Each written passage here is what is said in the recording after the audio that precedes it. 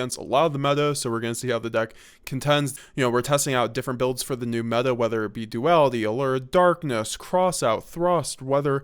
So we got to try it all out and see what works best, and we're going to crush the meta. Let's get into it. Check out the links down below. Twitter, Discord, TCG Player affiliate link, and leave a like, turn on the bell notifications, and we stream Monday, Tuesday, and every Saturday. Let's get right into it.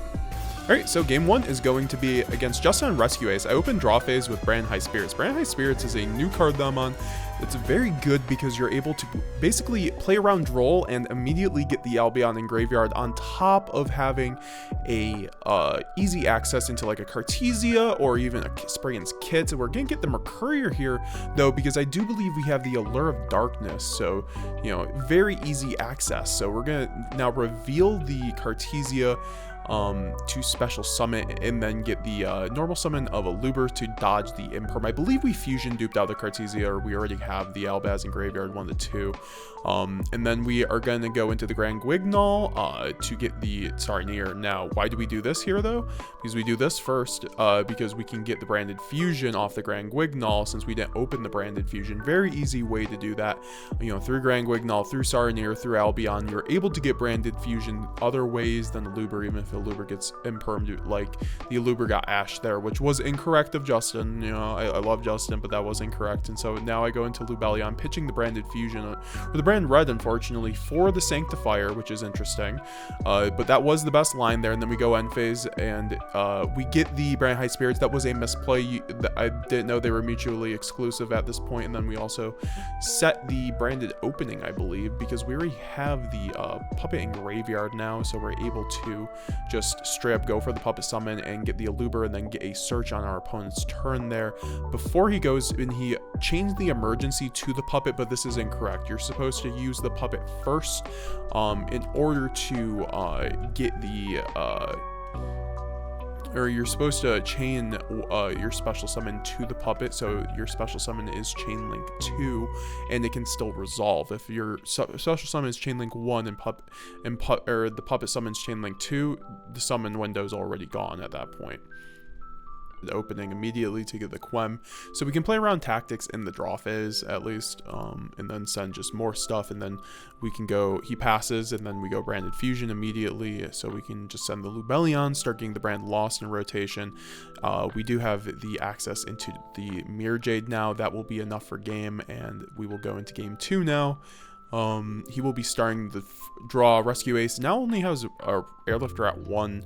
However, the deck's still amazing in my opinion. Arguably one of the best deck of the format. I still think Fire King is better. He's going to search the Turbulence, and then we're going to see a link off into El Mirage, and then a banish into the Preventer in order to then link off into the Sunlight Wolf, so he can automatically special summon off of the Preventer the Hydrant, and then we'll see the Hydrant get linked off for a Linkaribo in order to go into the Heat Soul, and Heat Soul is going to be able to get him a, I believe that was, yeah, no, Heat Soul's going to be able to give him a draw, which is pretty good, and then he's able to then go Emergency, which is pretty gassy. He has a really good hand. Then he goes into the Airlifter. Airlifter at 1 does not matter, and then goes into the HQ because he has a lot of cards in graveyard for the Recursion since he already has the Turbulence. That's probably correct, I guess. And then Turbulence will come up. I do not have the Imperm, however, I do have the Nibiru. Nibiru is going to be crushing here. Nibiru is very good against certain versions of Rescue Ace still, in my opinion, so that's definitely great. You know, a really good option to just Nibiru right before the Turbulence goes off. If he has the rescue, he has the rescue in order to revive it, but that's just like I took the gamble and he didn't, and I think that was correct. Now he's going to be able to go rescue HQ in order to get a draw though.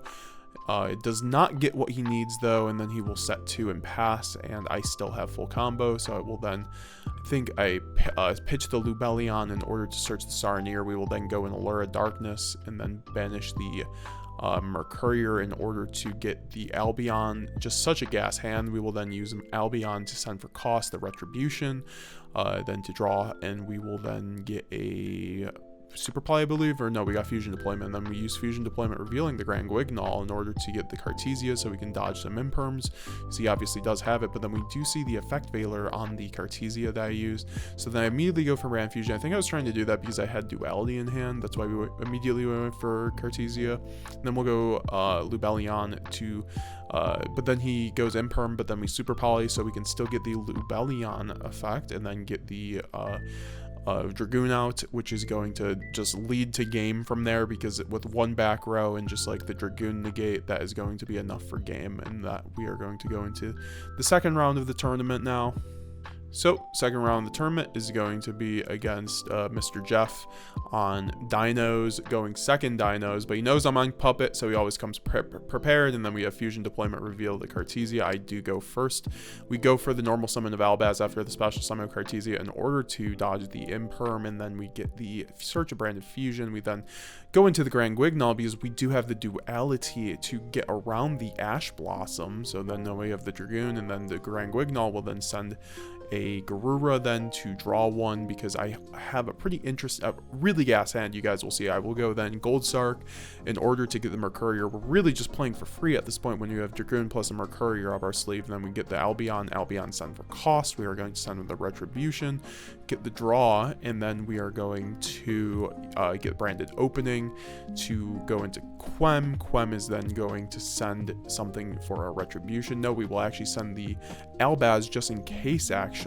Maybe I should have sent Lost there. I don't know why I didn't do that. That was actually incorrect. But I have the Albion there, and I have the Cartesia. That was completely incorrect. I'm a bozo, guys. I could have went for Lost.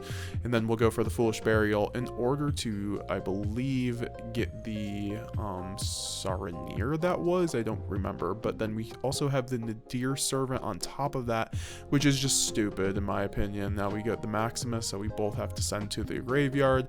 And he's on Appliancers, actually. Never mind, he's not on Dinos, my bad. He's on Appliancers, folks.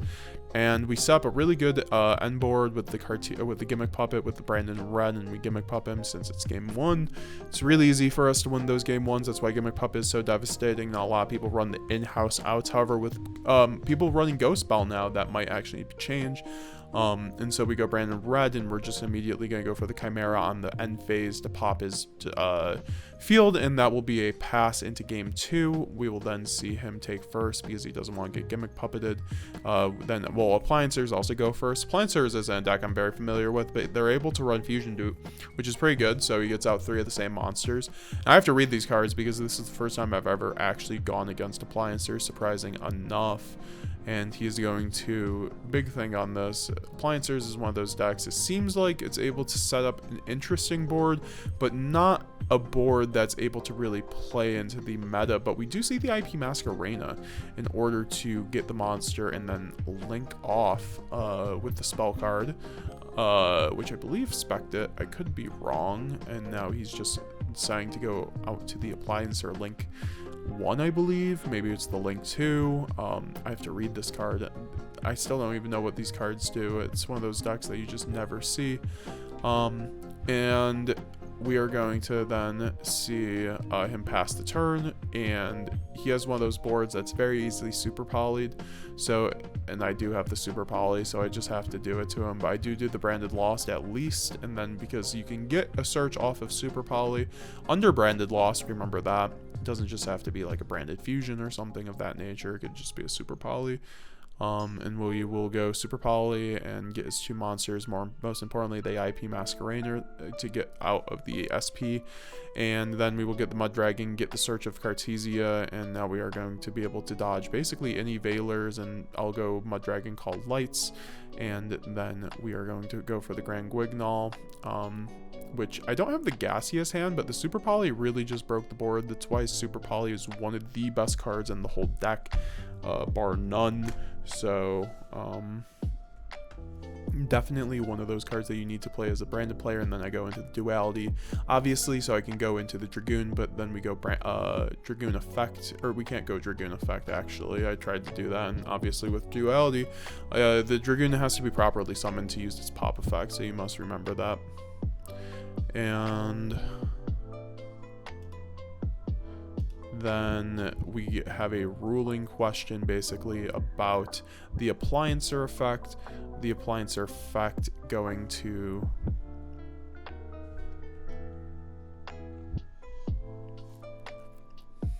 Okay, and then the monster is going to destroy without its effect activating. Them going to set 2, and we are going to pass over to him, and it's looking pretty good for us here, just given the fact we have the Dragoon plus the loss plus the set 2, but he does have the Lightning Storm. However, I do have the Dragoon. I'm going to have to negate that. However, he does have 2 cards in hand, so maybe he's going to be able to play here. Does Appliancer have an insane 1-card starter? Let's see, guys. It's one of those decks that's interesting. I feel like if I had more support, it would be a lot better. One of those decks that will get eventual support, you know, maybe they'll get the Fridge 2.0 kind of thing. And then we are going to see the Appliancer spell that card come down, and then the monster is going to activate, and that is going to be able to recycle his 3. I'm trying to see what's happening right here. I think that it might just be game from here. Yep, that's game. So game 2 won by us on Appliancer, or versus Appliancers. Alright, so game 3 against Sam. He's going to open up with the Blue Tang to send off the Sea Angel. He's going to then go into the Link 1, get the Mill 3, get the Wave, then special out the Sea Angel to get the Link 2 to search off the Battle Ocean. You know, Marincess is pretty tough to go into second. He's going to then get the Coral Triangle to get the discard for the Wave. So he has double Wave because my man plays triple Wave. He believes in it. Then he goes into the Dive to get into the Basilima, and that will obviously go into the Argonaut, and he is going to have to be able to pass from here, but he has a lot of hand traps, so he's just fine. Now, going first against them, I really need the Super Poly in order to get over the Argonaut, which I do not see here, so I'm going to try to thin my deck here, and then we get the normal summon of, or we see the Aluber, but then I go for the Gold Sark, really just trying to burn through my cards, get the Albion in order to thin my deck. Hopefully I can draw the branded, or the Super Poly. But then we'll also go into this fusion dupe, but he will also Argonaut that, which is interesting enough, but like makes sense, I guess. And then I will send a Retribution, and I do not draw the Super Poly, unfortunately, because Super Poly would really go in hard here, especially with an Albaz in hand. So we get the Aluber search, however, at least. He's not even gonna waste a Wave on that, which is kind of crazy, honestly. But then I'll get the Brand High Spirits since I already have the fusion. We'll use Brand High Spirits, so we can at least play a little bit more. But I just noticed it sends the Guignol. I should have probably searched something else, like the Lost. Honestly, that was definitely a misplay, but it didn't really matter too much. I think. Then we go Brand Fusion. He does it because he has the Ash. When he has Ash plus double Wave, like that's just going to be a bit too much. So I'm going to go end phase, use the Brand High Spirits, but I can't use that, and then I pass over to him. And that's really just going to be game from there because I don't have Nibiru in my main deck. So we'll just go to game 2. All right, so game 2 comes here, and I'm going to open. Not that great, honestly. Unfortunately, the worst hand of the day. But we will see how it goes. I go draw phase, branded opening, since we don't have the Cartesia, so I can very easily get impermed here. We go the Aluber effect. He does not run the imperm, so at least, so I do get the branded fusion. Then I do go for the branded fusion, or no, I go for the Quem, which is a pretty good start, all things considered. It's just like, it depends on his hand traps, to be honest. I'm like kind of just deciding here like what to do, because the Quem allows us to play through a lot of hand traps. And I go for the Albaz in the graveyard just in case I did get Ash, and then we don't get Ash, so I go Brand Fusion for the Cartesia and Albaz for the Sanctifier immediately. Then I'll use Quem effect to get the Cartesia from graveyard. And then I'll be able to get the Grand Guignol. This all is basically, this is the 5th summon, unfortunately. So if he does have Nibiru, that would be unfortunate, but we do have the duality at least.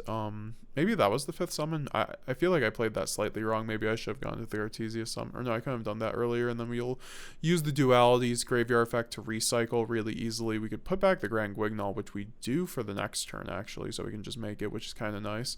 And we do get the additional card card, which is the Branded Loss, interesting enough. And then we just pass, and he does have the Crow, and he has the Called By, which is just crazy.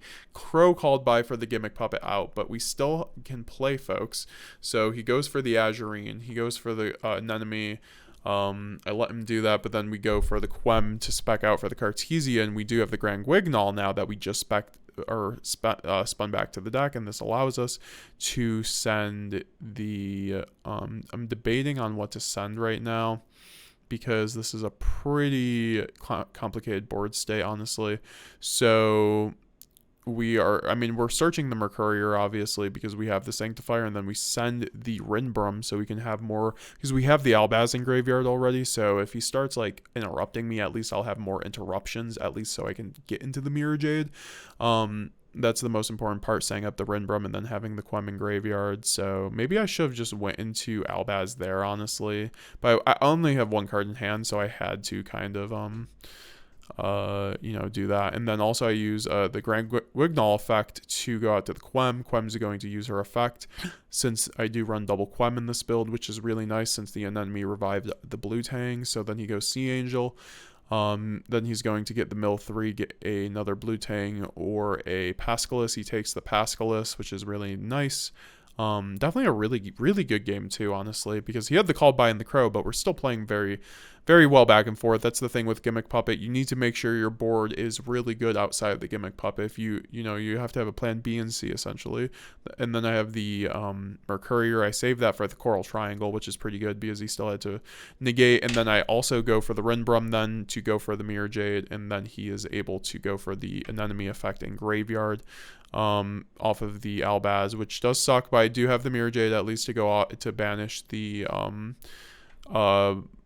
rock, and then he goes into the ocean with the coral, which is still not bad, but I do have a really full board plus follow-up, so he in Marincess doesn't have that OTK potential to play through all of this, so he's going to run over the Sanctifier to stop the Gimmick Puppet, but then I'll get the Eluber, then I'll get Cartesia end of turn, and then I will get the Branded Fusion from the Albion, which is really good.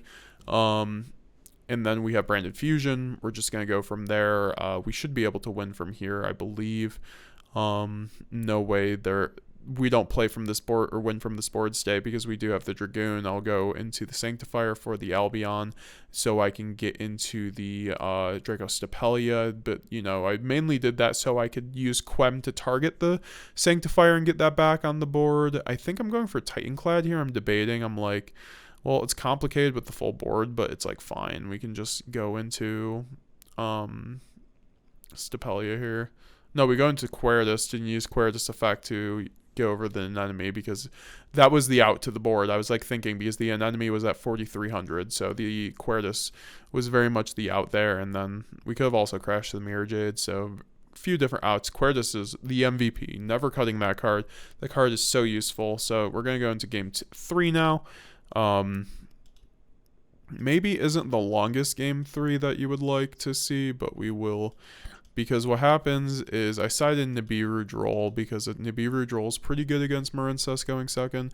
He opens the Pascalis Blue Tang into the Bahamut Toad, though, under 5, so my Nibiru is completely useless, essentially. And I know he plays Tactics, so I'm not trying to nib him at this point and give him a free draw too, even if I get rid of the negate of the Toads. So the Nibiru is entirely useless here, unfortunately, and then he's able to just go full combo, go into the Coral Triangle already, get the wave, then go into the Anemone, and it's just really crazy.